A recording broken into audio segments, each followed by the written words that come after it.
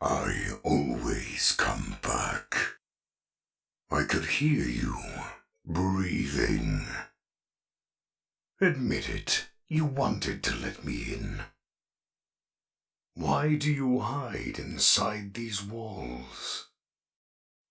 Don't be shy. These are strange circumstances that have brought us together. Looks like something bad happened. I guess you forgot about me.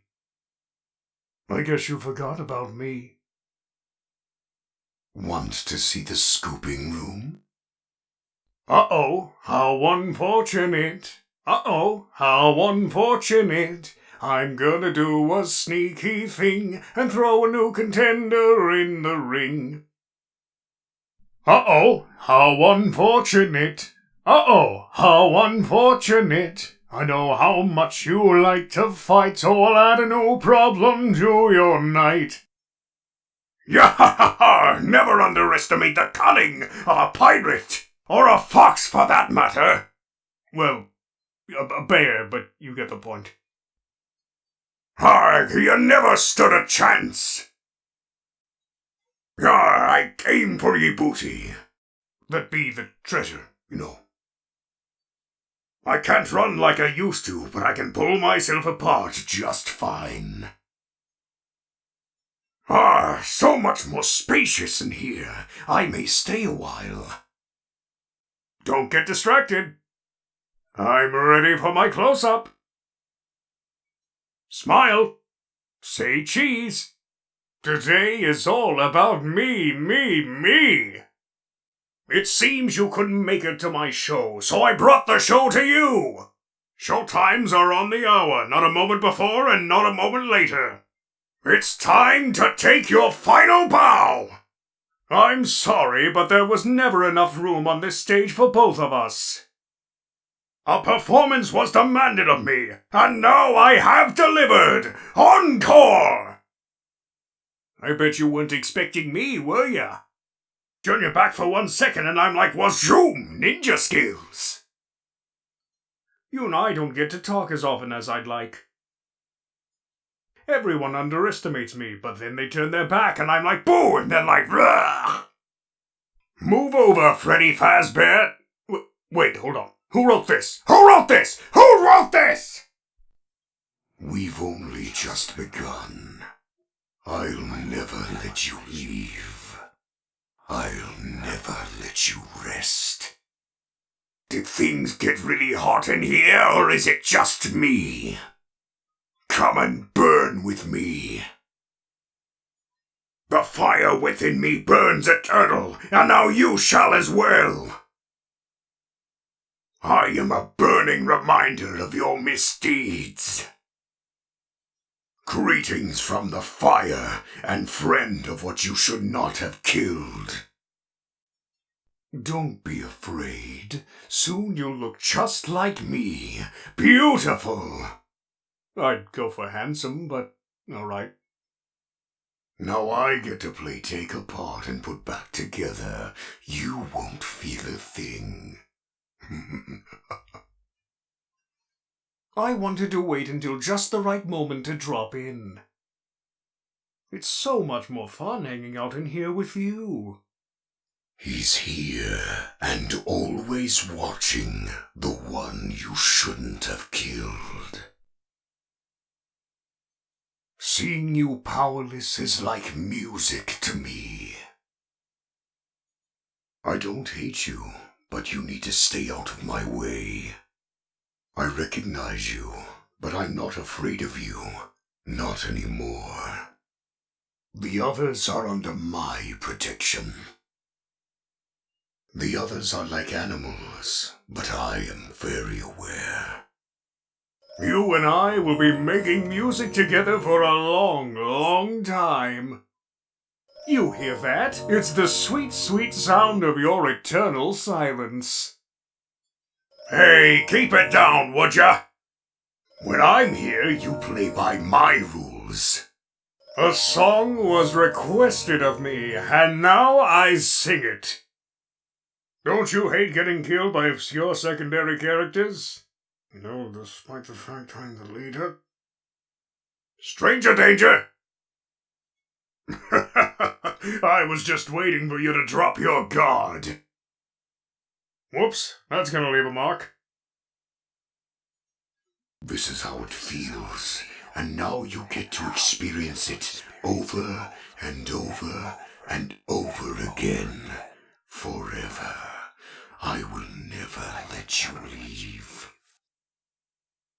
You will not be spared. You will not be saved. The shadow fears me.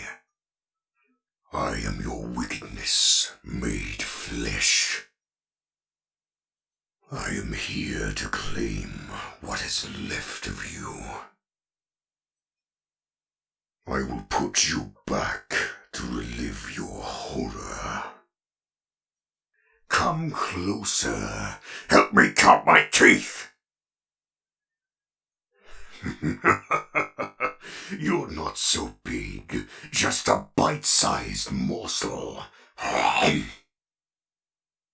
You knew I'd get you eventually. There just isn't room in here for the both of us. Flash that light all you want. It can't save you now. Let me put you back together, then take you apart all over again. Let's see how many times you can be pulled apart. I assure you, I am very real. This time, there's more than an illusion to fear. We know who our friends are, and you are not one of them. This is a nightmare that you won't wake from. This time, death cannot save you. The nightmare is just beginning. Let's taste death again and again and again. I am the fearful reflection of what you have created. What did you think of my act?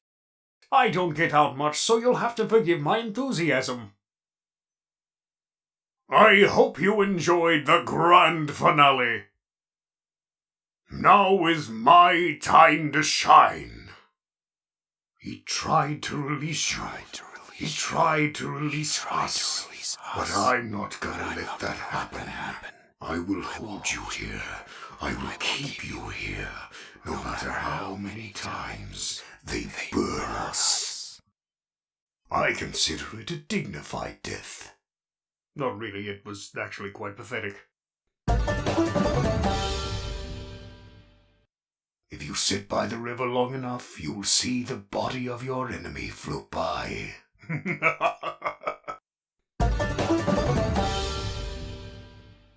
Even monkeys fall from trees. The nail that sticks out gets hammered down. The talented hawk hides his claws. Why so blue? You know I'll be true, and now I'll make slivers out of you. So good to see you again, my truest friend, but now your life must end. What a fine day to come here and say that your face and flesh I must flay. What a treat to come here and meet your face as it hits concrete. I found my guitar, now reach for the stars as I plunge it through your heart. That's right, and don't you come back now, you hear? That'll teach you for trying to trick this old bird. Bear. Thought you could fool me with that sign, but I was too smart for you. I may not like wet floors, but the smell of fresh meat is just too enticing.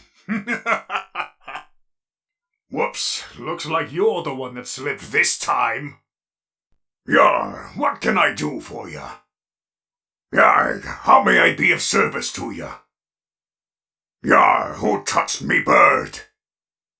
Yar, me bird likes ya, so I'll do ye a favour. Yar, you win some, you lose some. Yar, you play with fire and sometimes you get burned. Please deposit 5 coins. Please deposit 5 coins. Please deposit, please deposit, please deposit.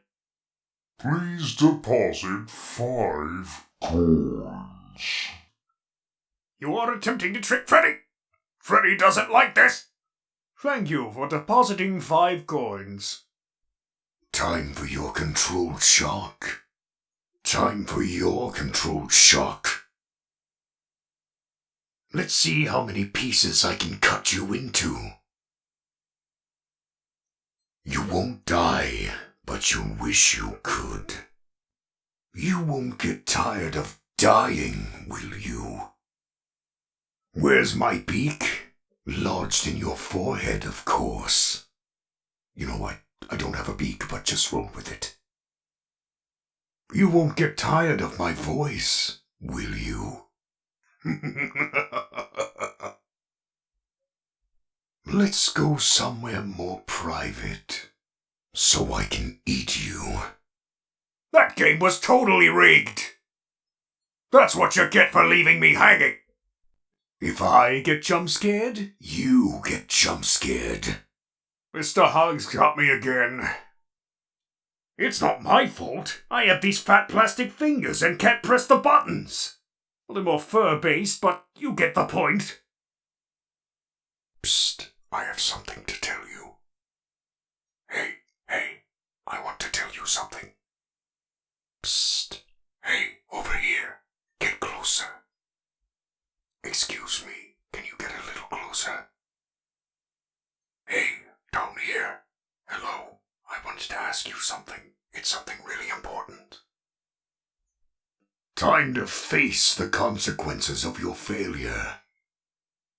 Might as well face the facts. You were always destined to fail. You blinked. What is this new prison? Is it me trapped, or is it you? Perhaps it is us both. I may be missing my face, but even I could see you stalk. I never thought I'd make it through that vent, but now we are together. Let me show you how to break your face and look like me. Come closer, let's smile together. I was the first. I have seen everything. I have seen him, the one you shouldn't have killed. I am remade, but not by you, by the one you should not have killed. No light can save you now. I have always been hiding in your shadow.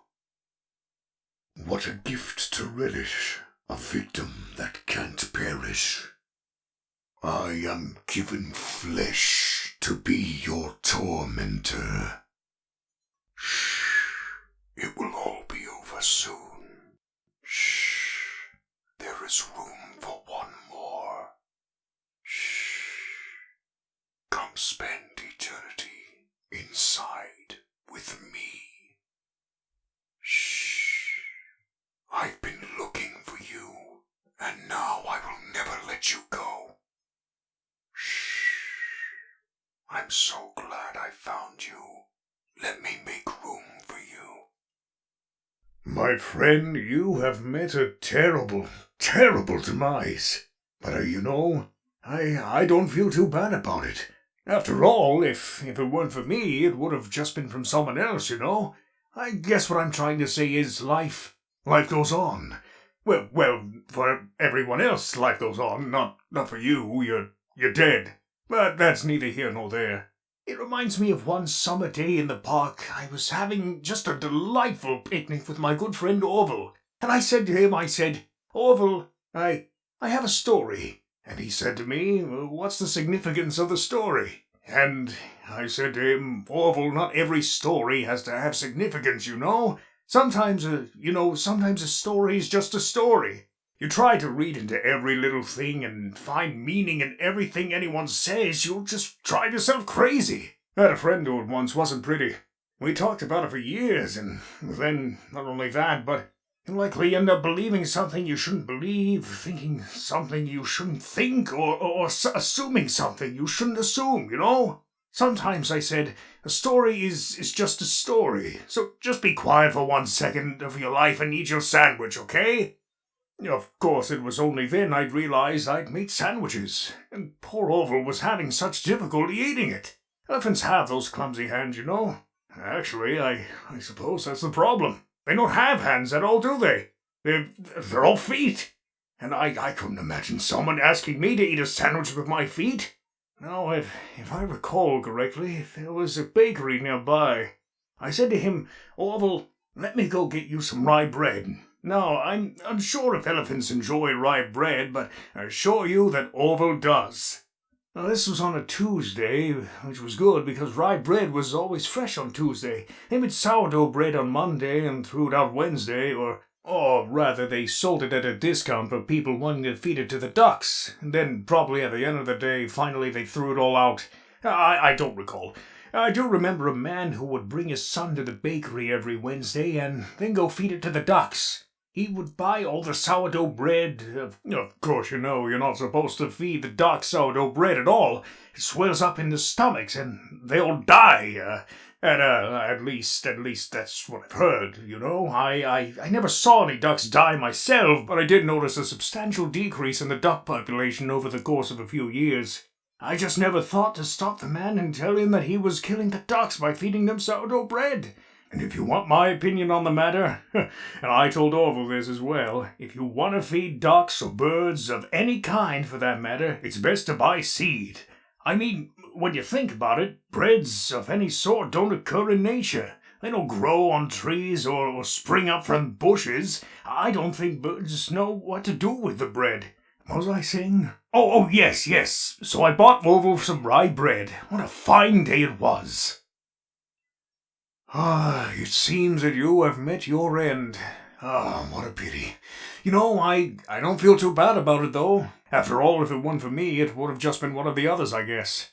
I'm honestly just glad to be out of those air ducts. You know, it's not easy for a bear to fit up there, and not easy to get down, either. Not as young as I used to be, as you can see. I used to get up and do all sorts of things. You're young, you're vibrant, you have that sort of pep in your step. It reminds me of one conversation I was having with one of my good friends, Orville. We were having such a nice picnic one day. I believe it was summer, or perhaps it was it in the fall? Yes, it was in the fall because the leaves had already turned. But I said to Orville, I said, Orville, I have a story to tell you. And Orville looked at me, kind of odd, and said, what is it about? I said to him, not every story has to be about something, Orville. Sometimes a person just wants to talk. Why does everything have to be a story? I said to him. He just looked at me and said, well, you said you had a story. You know, he was quite right. I did, in fact. I told him I had a story. I suppose if a person just wants to talk, then it's best not to announce that you're telling a story. Telling a story does come with its own pressures and expectations, I suppose. After all, if you're just talking to a friend, then there's no expectations than if you're talking to the wind.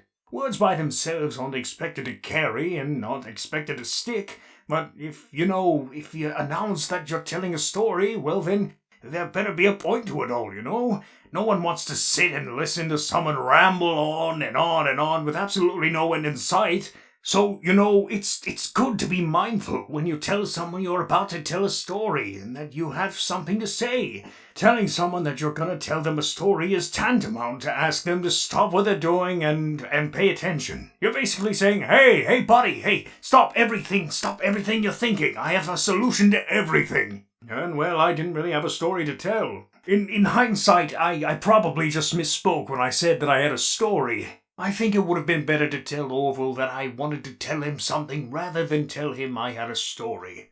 But, even then, that might have put too much importance on the whole thing. Either way, it was quite a nice day. I remember that we were drinking tea. Well, it seems that your journey has ended. Very sorry about that. It was always going to end this way, of course. If it weren't by me, it would have just been by some other, terrible thing. Just, you could not imagine how terrible it would be. Just, I get scared thinking about it. But it's not me. It reminds me of a time I was speaking to my good friend Orville. We were sitting on the park bench watching the pigeons. I was on the left, he was on the... Wait, was I on the right or left? Anyways, doesn't matter. We were sitting on there watching the pigeons, and I said to Orville, "Friend, those birds are frozen." And he kind of looked at me like I'd lost my mind. But I reminded him that it was winter, and often birds will sit in a tree until they freeze. Then they, sort of fall to the ground. Until the sun warms them up and they can, move around again. So I said to Orville, you might as well save those breadcrumbs until the birds thaw, because they can't very well enjoy them in the condition they're in.